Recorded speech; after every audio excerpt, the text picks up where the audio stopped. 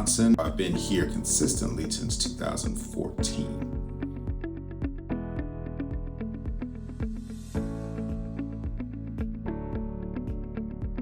Being a teammate warrior has been very satisfying, especially to see that when people come back and we hear the tales of what they've done, because that's what we want, is for them to be successful after they leave our halls, not just what they do here, but what they go off to do after that.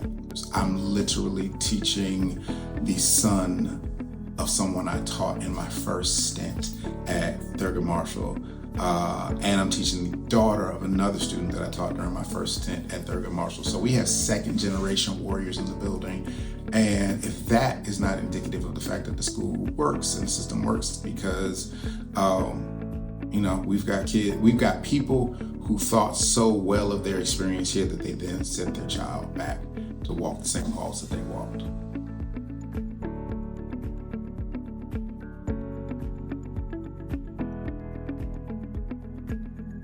Oh, that's my mom. That's my mom. And it's so funny because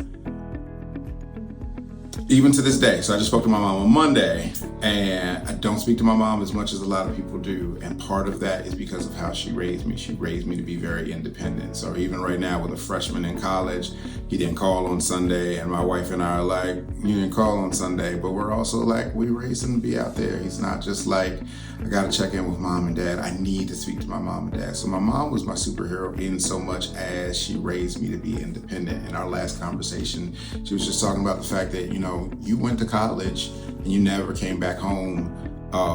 You went to college, you graduated, you got an apartment, you started teaching, and you moved forward. Because that's the way she raised me. I always had it in my mind, of course I'm going to college. It was not like maybe not, question, what if I try this? I knew I was going to go to college, and I was going to graduate college, and I knew I was going to be independent, and because that's the way that she raised me. That's the spirit that she had and the spirit that she imbued in me. And that's what I try to, impart with our kids.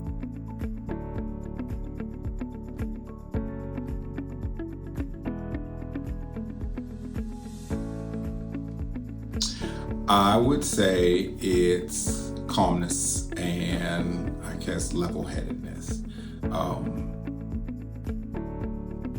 I think everyone is capable of, I believe in this idea of the duality of man, right? So I believe everybody's got this capacity for chaotic thought, and everybody's got capacity for very logical, orderly thought. And I think that we should strive to kind of be somewhere in between. You gotta have some fun, but you also have to handle your responsibilities. And I really strive to have some balance between those two. So when I'm listening to students and students come to me to talk to me about their classwork, or sometimes students talk to me about, what's going on, like falling back into that dean role, I always strive to ask them, okay, and now what did you expect to happen as a result of that? And I try to get them to think about what's the next step and what's the next step and what's the logical progression from here. In my class, which should be an enjoyable class, I try to balance this idea with fun, but at the same time hold up to these academic standards, making sure that there's still, we're getting to paint today, but then we're going to reflect on what we painted and make sure that there's some writing standards in there as well.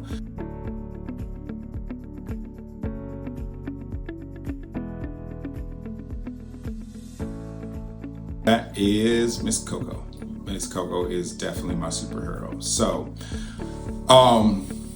it's a funny thing is because she is the 9th grade dean. The 9th grade dean is a position that I held for 3 years. So I understand the type of things that she's experiencing, going through. Miss Coco is like me as the dean, but times 1,000. She builds such serious, strong, close relationships with these freshmen who then become sophomores, who then become juniors, who then become seniors. So she's got that strong relationship with them through their entire 4 years. Whereas, maybe Miss Morris doesn't meet you until you're close to the end of 10th grade. Coco knows you, put you on the bus, had you a summer prep, knows your mom, knows your sister, knows everybody's lineage, and I taught you, and your sister came through here 2 years ago, and I remember your sister, and she remembers all the names. So, just her ability to build relationships, genuine relationships, like the kids understand her, she understands the kids. That's the superhero to me in the building.